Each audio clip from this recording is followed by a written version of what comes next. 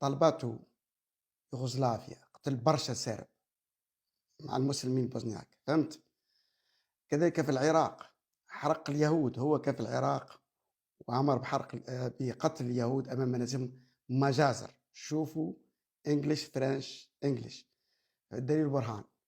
فهمتوا؟ يعني اليهود البابليين سبوهم، قتلوهم، إبادة الرومان وآخرين، مفتي القدس أمير الحسيني حرقهم، مسلم فلسطيني.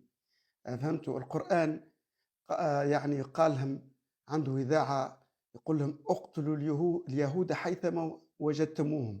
توبة 5 اقتلوا المشركين حيثما وجدتموهم، هو عملها اقتلوا اليهود حيثما وجدتموهم.